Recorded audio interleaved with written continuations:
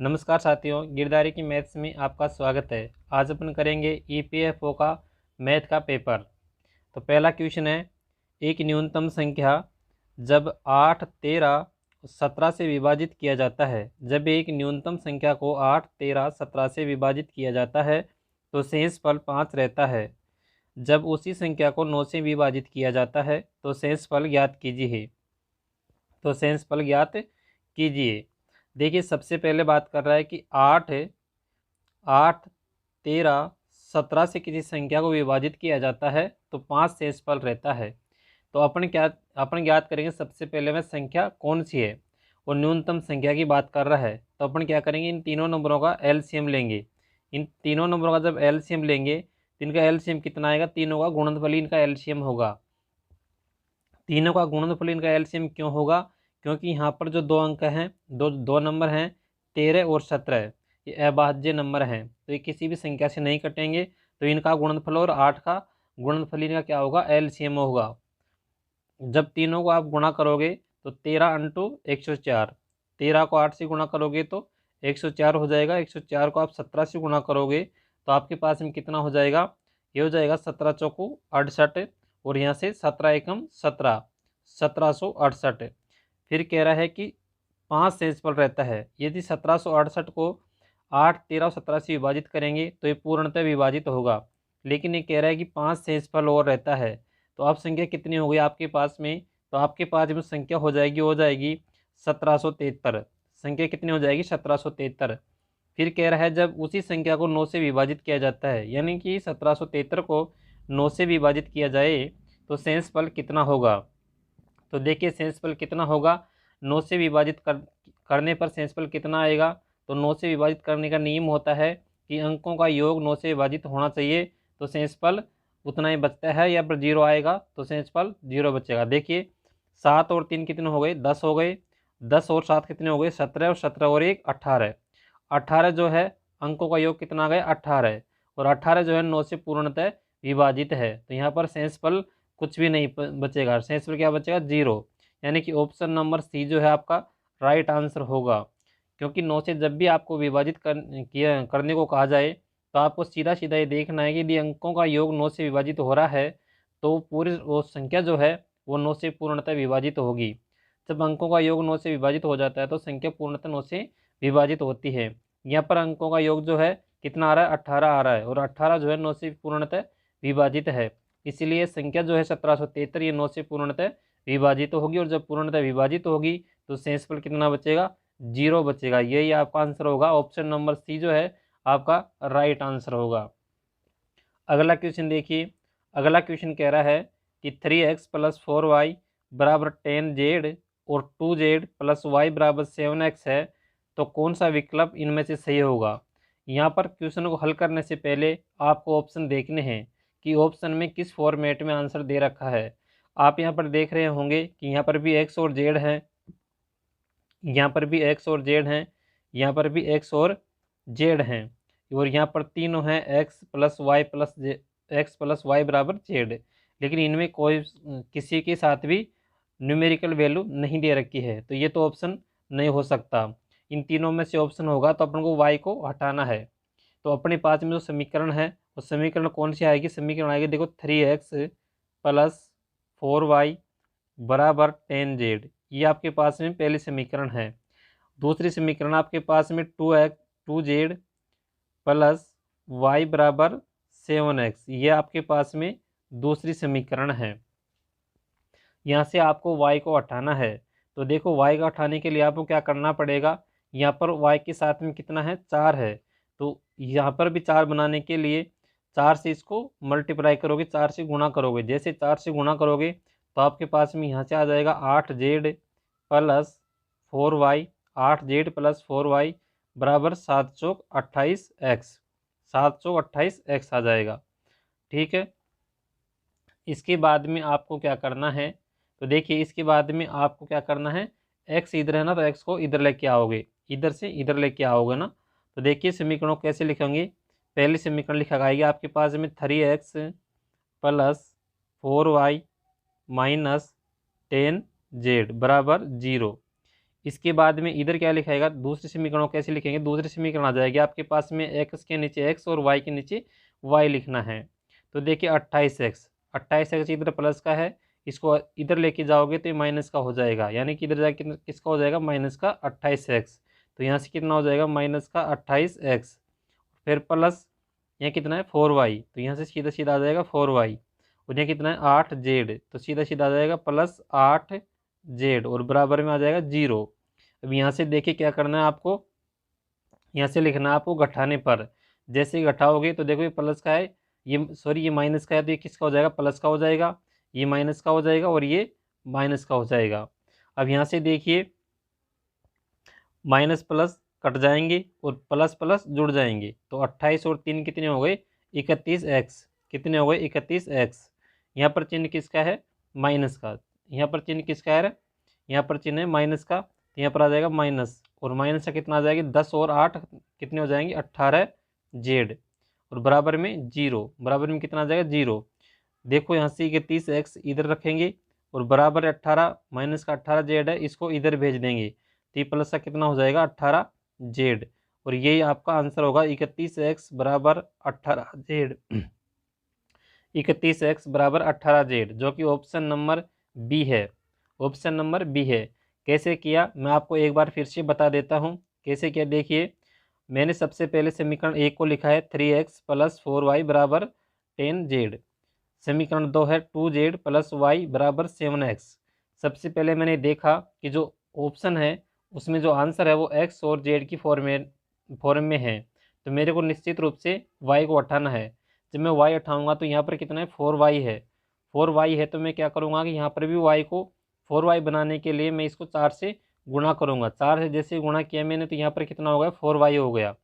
इसके बाद में मैंने इस समीकरण को पक्षांतरण करके लिखा है, तो यहाँ पर 3x प्लस 4y आ गया, और ये जो प्लस का 10z था इसको इधर लेके गया तो ये किसका हो गया, माइनस का हो गया, तो यहाँ पर हो जाएगा माइनस का 10z। ये मेरी समीकरण 1 हो गई। उसके बाद में समीकरण 2 को कैसे लिखा कि 7 चौक 28x हो गया, इसको इधर लेके जाता तो किसका हो जाएगा, माइनस का, तो माइनस का कितना आ गया 28x आ गया, और यहाँ पर किसका आ गया प्लस 4y पर, और यहाँ पर हो जाएगा प्लस 8z, 4y से 4y कैंसिल हो गया, प्लस का 28x क्योंकि चिन्ह बदल गई घटाने पर, तो ये माइनस का 28x था वो प्लस का हो गया। यहाँ पर जो प्लस का 8z था ये माइनस का 8z हो गया। यहाँ पर 10z था जो माइनस का था, यहाँ पर 8z माइनस का है, माइनस माइनस जुड़ जाएंगे तो कितने हो जाएंगे 18z हो जाएंगे, और यहाँ पर प्लस प्लस जुड़ के कितने हो गए 31x हो गए, 31x माइनस 18z बराबर 0 हो गया। 18z को 0 की तरफ भेजेंगे तो अपने पास में आ जाएगा 31x बराबर 18z, और ये इस क्वेश्चन का राइट आंसर होगा। ऑप्शन नंबर जो बी है वो आपका सही आंसर होगा 31x बराबर 18z। इसके बाद में देखिए अगला क्वेश्चन है 4 संख्याएं दी गई है, प्रथम 3 संख्याओं का औसत 15 है और अंतिम 3 संख्याओं का औसत 16 है। यदि अंतिम संख्या 19 है तो प्रथम संख्या क्या होगी। अपने पास में 4 संख्याएं दी गई है, मैं मान लेता हूँ 4 संख्याएं अपने पास में A, B, C और D हैं। ये 4 संख्याएं अपने पास में दी गई हैं। क्वेश्चन में कह रहा है कि A plus B plus C का जो औसत है वो कितना है 15 है। इनका जो औसत है कितना है 15 है, इनका औसत कितना है 15 है।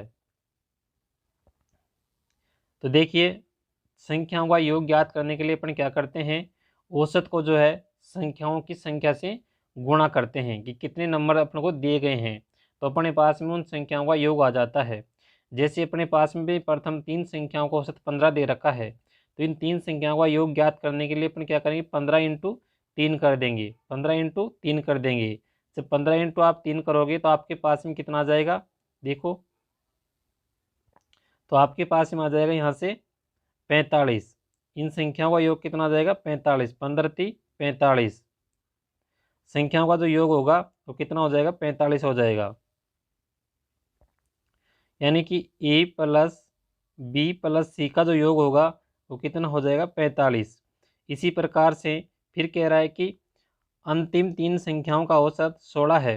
अंतिम 3 संख्या कौन सी हो गई B, C, D, यानी कि B plus C plus D, इनका जो योग होगा वो कितना हो जाएगा, 16 48, 16 कितना हो जाएगा, 48 हो जाएगा। इसके बाद में कह रहा है कि अंतिम संख्या 19 है। अंतिम संख्या कौन सी है, डी है, और डी का मान दे रखा है 19। डी का मान कितना दे रखा है, 19 दे रखा है। तो जब डी का मान 19 दे रखा है तो मैं यहाँ से बी और सी का मान ज्ञात कर सकता हूँ। कैसे ज्ञात कर सकता हूँ, मैं 48 माइनस 19 कर दूंगा। जैसे मैं 48 माइनस 19 कर दूंगा तो मेरे पास में कितना बचेगा, 29, 29। यानी कि बी प्लस सी का मान कितना है, 29 है। जब बी प्लस सी का मान 29 है और अपने पास में ए प्लस बी प्लस सी का मान कितना है, 45।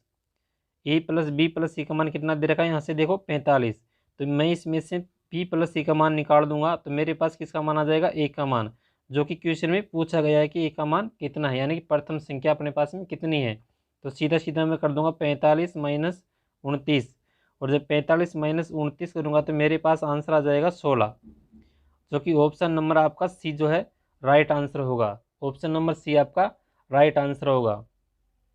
मैं एक बार फिर से बता देता हूँ कि 4 संख्याएं दी हुई है। प्रथम 3 संख्याओं का औसत जो है 15 दे रखा है। जब भी अपन योग ज्ञात करते हैं तो औसत को किससे गुणा करते हैं, जितनी भी संख्याएं दे रखी है उन संख्याओं से गुणा करते हैं। यानी कि यहाँ पर 3 नंबर दे रखे हैं तो 3 से इसको मल्टीप्लाई कर दिया। जब 15 × 3 करोगे तो कितना आ जाएगा, 45। यानी 3 संख्याओं का योग कितना होगा, 45, और अंतिम 3 का योग कितना हो जाएगा, 48। अंतिम संख्या दे रखी है 19। जब अंतिम संख्या 19 है तो 48 में से 19 माइनस कर दोगे तो अपने पास में बी प्लस सी का मान आ जाएगा। और जब बी प्लस सी का मान आ जाएगा तो ए का मान यहाँ से अपन निकाल लेंगे, क्योंकि बी प्लस सी का मान इसमें से माइनस कर देंगे 45 में से, तो अपने पास में ए का मान बचेगा। और क्वेश्चन में अपन से ए का मान ही पूछ रहा है कि प्रथम संख्या कितनी होगी, तो ऑप्शन नंबर सी है आपका राइट आंसर होगा 16। प्रथम संख्या कितनी हो जाएगी, 16। अगला क्वेश्चन देखिए।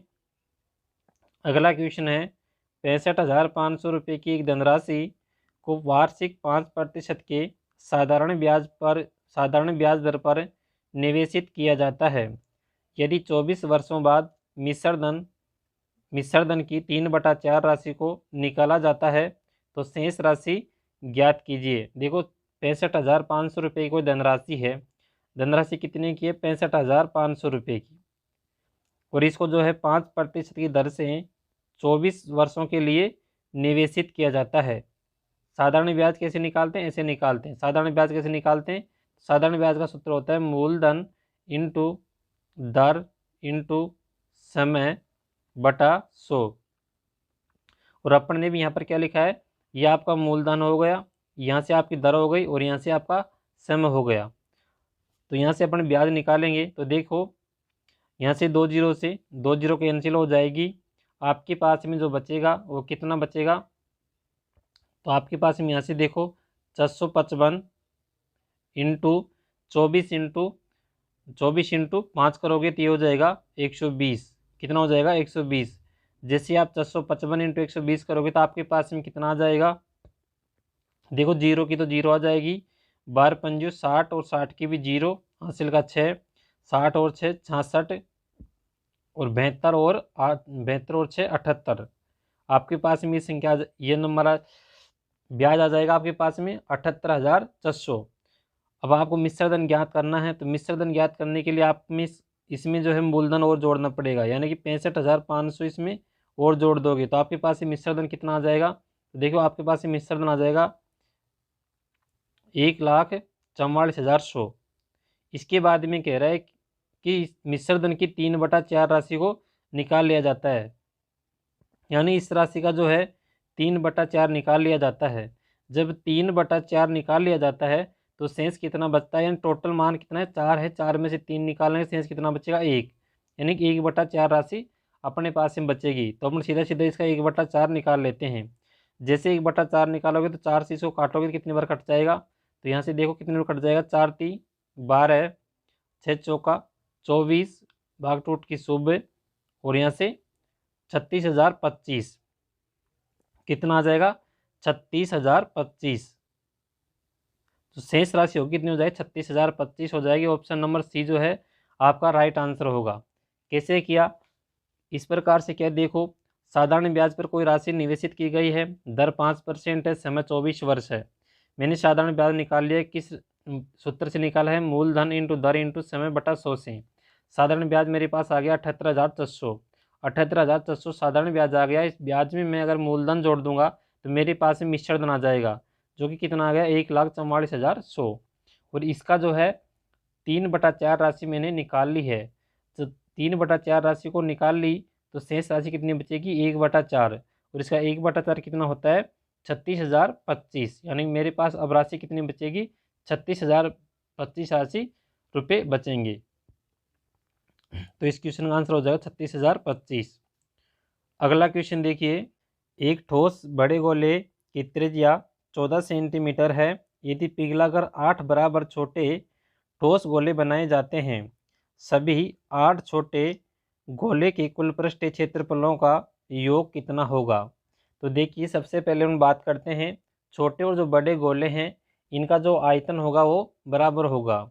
तो गोले का जो आयतन होता है वो होता है 4πr³, 4πr³।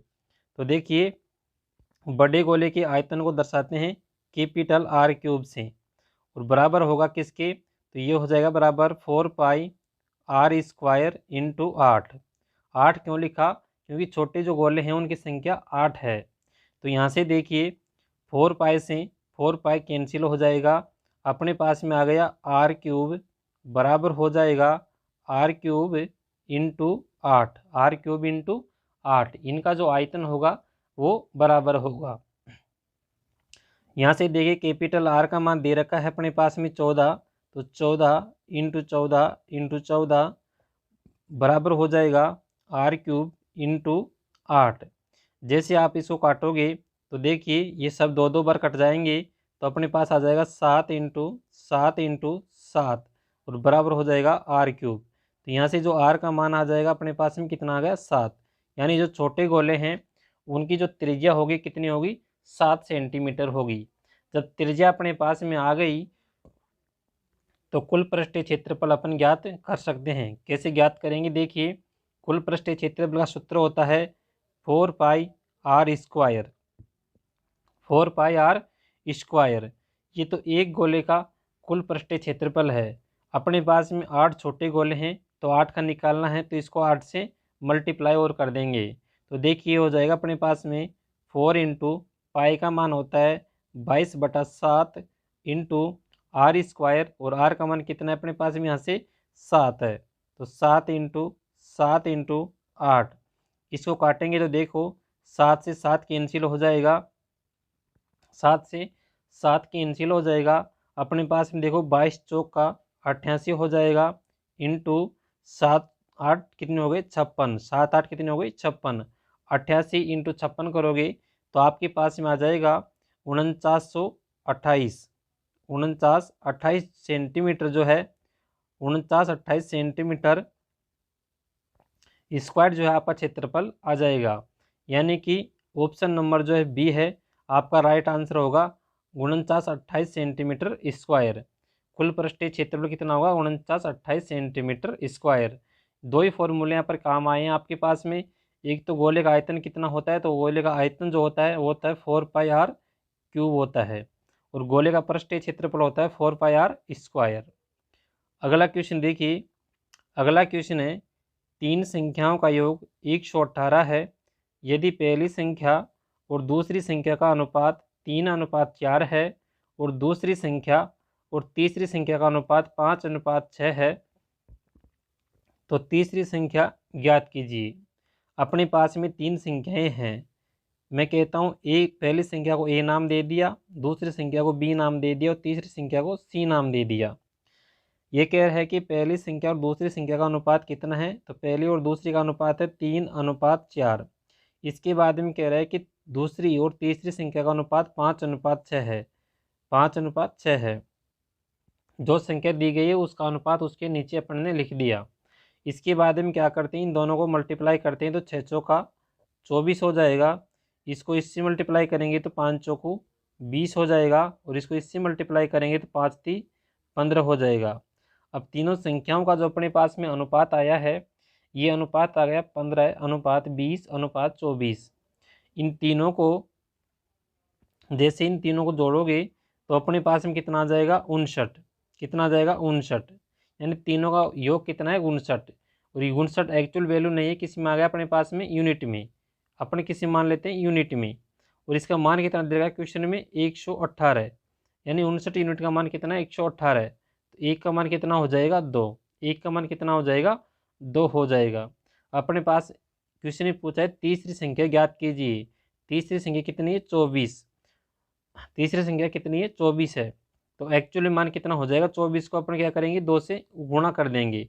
जब 24 को 2 से गुणा करोगे तो अपने पास कितना आ जाएगा 48, यानी जो तीसरी संख्या है वो कितनी हो जाएगी 48 हो जाएगी। ऑप्शन नंबर सी जो है आपका राइट आंसर होगा 48, तीसरी संख्या होगी 48। अगला क्वेश्चन देखिए। अगला क्वेश्चन है एक विक्रेता ने एक वस्तु पर क्रय मूल्य से 50% अधिक मूल्य अंकित किया। उसने एक ग्राहक को 10%, 15% और 20% की 3 क्रमिक छूट दी, जिसके परिणाम स्वरूप उसे 410 रुपये की हानि हुई। वह ग्राहक को वस्तु किस मूल्य पर बेचता है। अपन को विक्रय मूल्य ज्ञात करना है, एसपी ज्ञात करना है, सेलिंग प्राइस ज्ञात करनी है। यहाँ से मैं कहता हूँ कि कॉस्ट प्राइस अपने पास में मान लेते हैं कितनी है 100x है। मैंने x ये याद रखने के लिए लगाया है कि ये एक्चुअल वैल्यू नहीं है, ये अपनी तरफ से ली गई वैल्यू है। जब कॉस्ट प्राइस 100x है तो अपने पास में जो मार्केटिंग प्राइस होगी, जो अंकित मूल्य होगा वो कितना होगा 150x, क्योंकि क्वेश्चन में कहा गया है कि 50% अधिक अंकित करता है किससे, क्रय मूल्य से। तो क्रय मूल्य 100x है तो अंकित मूल्य 150x होगा। छूट जो दी जाती है वो हमेशा अंकित मूल्य पर दी जाती है। जब अपने पास में अंकित मूल्य 150x है तो इस पर जो छूट दी गई है, पहली जो छूट है वो 10% की है। जब 10% छूट दी गई है तो विक्रय मूल्य कितना हो जाएगा 90/100। 100 क्यों लगाया है, बटे में 100 क्यों आया है, परसेंटेज को उठाने के लिए बटे में 100 लगाते हैं। इसके बाद में अगली जो छूट है वो कितनी है 15% की, तो विक्रय मूल्य 85/100 आ जाएगा। अगली जो छूट है कितनी 20% की, यानी कि 80/100। 80 कितना आ जाएगा 100 आ जाएगा। अब यहाँ से देखिए इसको काटोगे तो देखिए 1 0 से 1 0 कैंसिल, 1 0 से 1 0 कैंसिल, 1 0 से 1 0 कैंसिल। इसके बाद में यहाँ से देखिए और कौन सा कटेगा, 4 से काट लीजिए सीधा सीधा, 4 दूनी का 8 और यहाँ से हो जाएगा 25 चौका 100। इसके बाद में यहाँ से काटिए आप, 5 से काटोगे तो 5 3 15 और 5 25। फिर इसके बाद में फिर 5 को 5 से काटोगे तो कितनी बार कट जाएगा 17 बार, 17 5 85, 17 5 85। 2 से इसको काटोगे तो कितनी बार कट जाएगा 5 बार। तो ऊपर कितना बचा अपने पास में 3 बच गया, 9 बच गया, 17 बच गया, ये बच गए। तो देखो 9 × 3 करोगे तो 9 3 27 हो जाएगा। और अपने पास में 27 × 17 करोगे तो अपने पास क्या आ जाएगा विक्रय मूल्य, यानी कि सेलिंग प्राइस आ जाएगी 27 × 17 करते ही। तो 27 × 17 करोगे तो आपके पास में आ जाएगा 459। कितना आ जाएगा 459 और बटे में कितना है 5 और साथ में क्या है x। तो 459/5x ये क्या आ गया अपने पास में विक्रय मूल्य आ गया, सेलिंग प्राइस आ गई। क्या आ गया सेलिंग प्राइस आ गई। अब अपन को एक्चुअल वैल्यू क्या दे रखी है, हानि दे रखी है, वो कितनी दे रखी है 410 रुपये की। तो यहाँ भी अपन को हानि निकालनी है। हानि किस प्रकार से ज्ञात करते हैं, तो अपन ज्ञात करते हैं कॉस्ट प्राइस यानी कि क्रय मूल्य माइनस सेलिंग प्राइस यानी कि विक्रय मूल्य, ये अपन ज्ञात करते हैं। तो लाभ या हानि अपन को प्राप्त होती है इससे। तो देखिए कॉस्ट प्राइस कितना है अपने पास में 100x है, माइनस सेलिंग प्राइस कितनी 459 रुपये, 459/5x, 459/5x ये अपने पास में किसके बराबर है, हानि के बराबर है। और कितना आ जाएगा 410, ये कितना आ जाएगा अपने पास में 410 के बराबर होगा।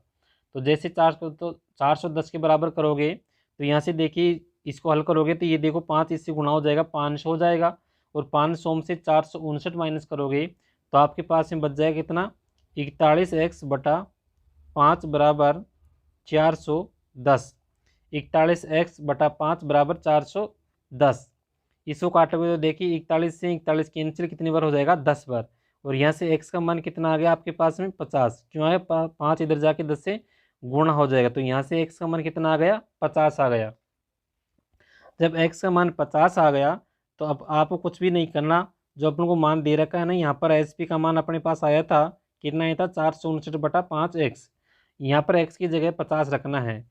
जब x की जगह 50 रखोगे तो आपके पास में हो जाएगा 459 इंटू 50, 459 इंटू 50/5। तो सीधा सीधा देखो 5 से कितने कट जाएगा 10 बार, 459 को 10 से गुणा करोगे तो कितना आ जाएगा 4590। 4590 रुपये जो है क्या हो जाएगा विक्रय मूल्य हो जाएगा, यानी कि ऑप्शन नंबर सी जो है राइट आंसर होगा 4590 रुपये। विक्रय मूल्य कितना हो जाएगा 4590 रुपये उसका विक्रय मूल्य हो जाएगा। इसके बारे में देखिए अगला क्वेश्चन। अगला क्वेश्चन है सीता और सीमा की आयु क्रम से 5:7 के अनुपात में है। 16 वर्ष पहले उनकी आयु क्रम से 3:5 के अनुपात में थी, तो सीमा की वर्तमान आयु कितनी है? तो सीमा की वर्तमान आयु कितनी है? तो देखो ये कह रहा है कि 16 वर्ष पहले उनकी आयु कितनी थी 3:5 थी। 16 वर्ष पहले उनकी आयु कितनी थी 3:5 थी, और उसके बाद में 16 वर्ष बाद उनकी आयु कितनी हो गई, यानी वर्तमान आयु कितनी हो गई 5:7 हो गई। यहाँ से देखिए दोनों में डिफरेंस कितने का, यहाँ पर भी 2 का डिफरेंस है और यहाँ पर भी 2 का डिफरेंस है। जब डिफरेंस समान होता है तो ये क्या होती है आयु में वृद्धि के बराबर होता है। तो यहाँ वृद्धि कितने की हो रही है 2 यूनिट की। मैं इसको क्या कहता हूँ आयु में वृद्धि कितने की हुई है 2 यूनिट की। एक्चुअल में वृद्धि कितनी होनी चाहिए 16 वर्ष, तो 2 यूनिट बराबर कितना हो जाएगा 16 हो जाएगा। तो देखो एक का मान कितना आ जाएगा अपने पास में 8 आ जाएगा। अपन से पूछा है कि सीमा की वर्तमान आयु कितनी है, तो सीमा की वर्तमान आयु कितनी है 7 है। तो 7 इसको एक्चुअल वैल्यू नहीं है तो इसको 7 को 8 से मल्टीप्लाई करेंगे, तो 7 को 8 से मल्टीप्लाई करोगे तो अपने पास में कितना आ जाएगा 8 7 56। तो सीमा की जो वर्तमान आयु है कितनी आ जाएगी 56 वर्ष। कितनी आ जाएगी 56 वर्ष आ जाएगी। ऑप्शन नंबर ए जो है राइट आंसर होगा, सीमा की वर्तमान आयु 56 वर्ष होगी। अगला क्वेश्चन देखिए, अल्कोहल की सांद्रता 30% सांद्रता वाले तथा अल्कोहल की 50% सांद्रता वाले मिश्रण को किस अनुपात में मिलाना चाहिए कि परिणामी मिश्रण में अल्कोहल की सांद्रता 35% हो जाए। इस क्वेश्चन में अपन सीधा सीधा एलिगेशन लगाएंगे। देखिए 30% सांद्रता वाला एक मिश्रण है, दूसरा मिश्रण जो है वो 50% सांद्रता वाला है। दोनों को मिलाने से जो मिश्रण बन रहा है वो 35% सांद्रता वाला मिश्रण बन रहा है। तो यहाँ से इसको हल करेंगे तो देखिए 50 में से 35 माइनस करोगे तो कितना आ जाएगा 15। 35 में से 30 माइनस करोगे तो कितना आ जाएगा 5। काटोगे तो कितना आ जाएगा 5 × 5 और 5 × 3 15। यानी किस अनुपात में मिलाया जाएगा 3:1 के अनुपात में जो है उसको मिलाया जाएगा। ऑप्शन नंबर जो है डी आपका यहाँ पर राइट आंसर होगा। किस अनुपात में मिलाएंगे 3:1 के अनुपात में उनको मिलाएंगे। इसके बाद में देखिए अगला क्वेश्चन। अगला क्वेश्चन है एक ट्रेन को 99 मीटर लंबे पुल को पार करने में 61 सेकंड का समय लगता है। यदि वही ट्रेन पुल पर खड़े व्यक्ति को पार करने में 52 सेकंड लेती है तो ट्रेन की लंबाई ज्ञात कीजिए। देखिए ट्रेन जो है पुल को पार करेगी तब भी और ट्रेन जो व्यक्ति को पार करेगी तब भी उसकी जो चाल है वो समान रहेगी। और चाल बराबर क्या होता है, तो देखो चाल बराबर होती है दूरी बटा समय। चाल बराबर क्या होता है दूरी बटा समय। तो अपन चाल को आधार मान करके इस क्वेश्चन को हल करेंगे, क्योंकि चाल इसमें कांस्टेंट मान है, क्योंकि चाल उसकी एक समान रहेगी। जब वो व्यक्ति को पार करेगी तब भी चाल उसकी जो है उतनी ही रहेगी जितनी कि उसको पुल को पार करने में उसकी स्पीड रहेगी। तो देखो जब भी जो ट्रेन है पुल को पार करती है या सुरंग को पार करती है तो ट्रेन और सुरंग की लंबाई जुड़ जाती है। मैं मान लेता हूँ कि ट्रेन की जो लंबाई है वो x मीटर है। कितनी है x मीटर है। तो दूरी कितनी तय करेगी जब पुल को पार करेगी, तो 99 + x मीटर की दूरी पार करेगी। किसी स्पीड से पार करेगी, तो देखो स्पीड क्या होती है दूरी बटा समय। दूरी मेरे पास में आ गई 99 + x। 99 मीटर लंबा पुल है और x मीटर लंबी ट्रेन मैंने मान ली है। समय का मान दे रखा है 61 सेकंड। ये जो स्पीड है, ये स्पीड किसके बराबर होनी चाहिए? मैं मान लेता हूँ जो खड़ा व्यक्ति है उसको पार करने में, जब भी कोई ट्रेन खड़े व्यक्ति को पार करती है तो अपनी लंबाई पार करती है। तो यहाँ पर इसका मान कितना आ जाएगा? x आ जाएगा। और इसको पार करने में कितना समय ले रही है? 52 सेकंड। कितना समय ले रही है? 52 सेकंड का समय ले रही है। तो यहाँ से देखिए इसको हल करोगे तो वज्र गुणा हो जाता है, 61 जो है x से गुणा हो जाएगा, और 52 जो है 99 प्लस x से गुणा हो जाएगा। जब 99 प्लस x से 52 को गुणा करोगे तो यहाँ जाएगा, देखो 52x प्लस 52 इंटू 99 करोगे तो आपके पास में आ जाएगा 5148। यह हो जाएगा आपके पास में 5148। मैंने गुणा कैसे कर लिया तो आपको याद रखना है, जब भी इस प्रकार से गुणा करना है आपको तो सीधा सीधा ऐसे रखो, 99 के नीचे 52 रखो और ऐसे गुणा करो, 9 दूनी का 18, 9 दूनी का 18 और 9 दूनी का 18 से इसको ऐसे गुणा करना है, फिर इसको ऐसे गुणा करना है। इस तरह शॉर्ट से गुणा कर सकते हैं या फिर आप 100 माइनस 1 का आधार मान करके भी इसको गुणा कर सकते हैं। तो इस प्रकार पे आप गुणा फास्ट कर सकते हैं। तो देखिए यहाँ से अपने पास क्या आ गया, फिर आगे 61x। इसके बाद में पक्षांतरण करोगे, 52 को इधर लेके जाओगे तो अपने पास में कितना बचेगा? 9x। और इधर कितना बचेगा? 5148। जब 5148 को 9 से काटोगे तो ये अपने पास में कितने बार कट जाएगा? तो ये कट जाएगा 572 बार, यानी 572 मीटर क्या है? ट्रेन की लंबाई है। यानी ऑप्शन नंबर ए आपका राइट आंसर होगा 572। ट्रेन की लंबाई कितनी हो जाएगी? 572 मीटर। अगला क्वेश्चन है, त्रिभुज पी क्यू आर की दो माध्यिकाएं पी एस और आर टी जी पर समकोण पर प्रतिच्छेद करती है।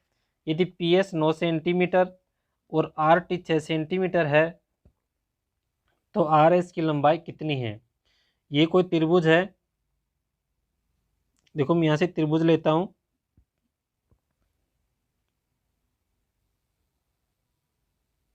ये अपने पास में कोई त्रिभुज है।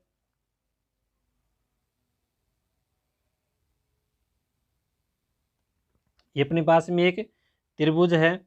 इसमें कह रहा है कि जो पी क्यू आर, ये क्या है? पी, ये हो जाएगा क्यू और ये हो जाएगा आर। इसके बाद में कह रहा है कि पी एस क्या है? एक माध्यिका है। यहाँ से ये हो गया पी एस, ये एक माध्यिका है। इसके बाद में कह रहा है कि आर टी, एक हो गई आर टी, ये भी आपके पास में एक माध्यिका है आर टी। आर तो यहाँ से था, ये हो जाएगा टी, आर टी। और ये मिलती कहाँ पर है? यहाँ पर जी पर, यहाँ पर जी पर मिलती है। यहाँ पर आपको एक चीज़ याद रखनी है कि प्रतिच्छेद बिंदु जो होता है ये माध्यिका को 2:1 के रेशियो में विभाजित करता है, 2:1 के रेशियो में विभाजित करता है। जब पी एस की लंबाई जो है 9 सेंटीमीटर है, पी एस की लंबाई कितनी है? 9 सेंटीमीटर पी एस की लंबाई है। तो यहाँ से देखिए, यहाँ से लेकर के जो यहाँ तक का मान होगा, यहाँ से लेकर के जो यहाँ तक का मान होगा उसका मान कितना हो जाएगा? देखो 3 यूनिट है, 3 बराबर कितना हो जाएगा? 9। तो 1 का मान कितना हो जाएगा? 3। तो 2 का मान कितना हो जाएगा? 6। तो देखो पी एस की लंबाई 9 सेंटीमीटर है, तो यहाँ से पी से लेकर के जी तक का मान कितना हो जाएगा? 6 हो जाएगा। और जी से एस तक का मान कितना हो जाएगा? 3। जी से एस तक का मान कितना हो जाएगा? 3 हो जाएगा। उसके बाद में कह रहा है कि आर टी की लंबाई कितनी है? 6 सेंटीमीटर है। जब आर टी की लंबाई 6 सेंटीमीटर है तो देखिए इसकी लंबाई कितनी हो जाएगी? 4 सेंटीमीटर हो जाएगी। इसकी लंबाई कितनी हो जाएगी? 4 सेंटीमीटर हो जाएगी। और ये अपने पास में क्या है? समकोण है। समकोण के सामने क्या होता है? कर्ण होता है। तो अपन को कर्ण ज्ञात करना है। जब भी अपन कर्ण ज्ञात करते हैं पाइथागोरस प्रमेय का उपयोग करते हैं, यानी कर्ण का स्क्वायर बराबर होता है लंब का स्क्वायर प्लस आधार का स्क्वायर। तो देखिए कर्ण का स्क्वायर बराबर हो जाएगा यहाँ पर 3 का स्क्वायर प्लस 4 का स्क्वायर। इसको हल करोगे तो यहाँ से हो जाएगा, कर्ण का मान कितना हो जाएगा? 9 प्लस 16 का अंडर रूट। इसको हल करोगे तो अपने पास में क्या आ जाएगा? 5। यानी कि एस और आर, यानी कि आर एस की जो लंबाई आ गई कितनी आ गई? 5 सेंटीमीटर। एस आर की या फिर आर एस की लंबाई जो आ गई कितनी आ गई? 5 सेंटीमीटर इसकी लंबाई होगी। यानी ऑप्शन नंबर डी जो है आपका राइट आंसर होगा, 5 सेंटीमीटर।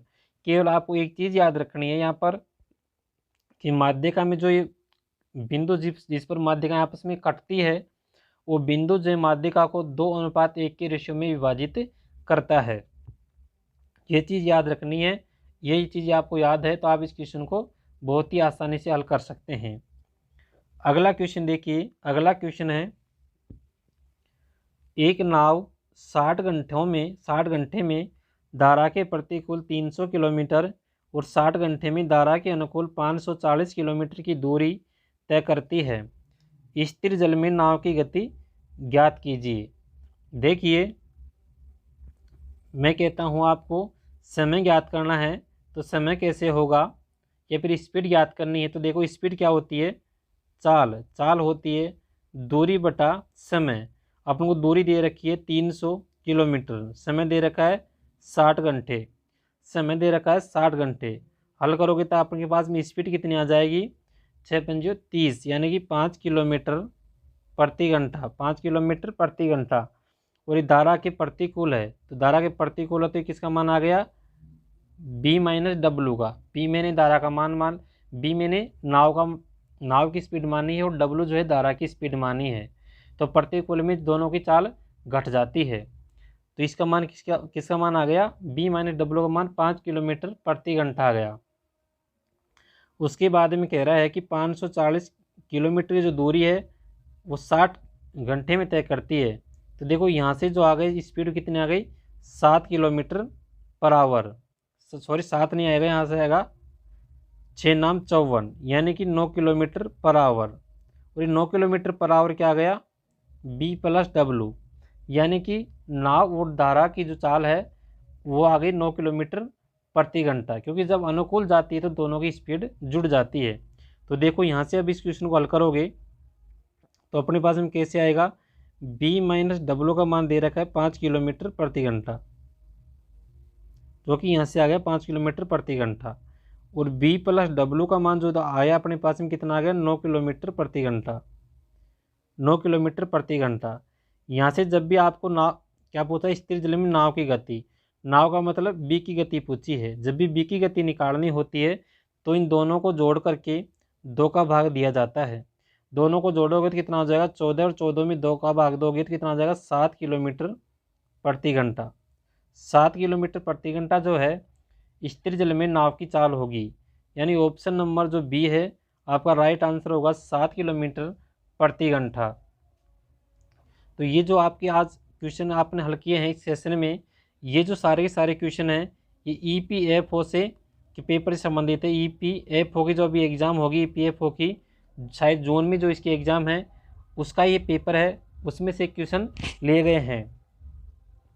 तो आज की सेशन में केवल इतना ही। वीडियो आपको पसंद आता है तो वीडियो को लाइक करें, अपने दोस्तों में शेयर करें, और चैनल पर नए हैं तो चैनल को सब्सक्राइब करें और बेल आइकन को प्रेस करें, ताकि जब भी मैं नया वीडियो अपलोड करूं तो आपको उसका नोटिफिकेशन पहुंच सके। तो मिलते हैं नेक्स्ट सेशन में, तब तक के लिए नमस्कार, वंदे मातरम।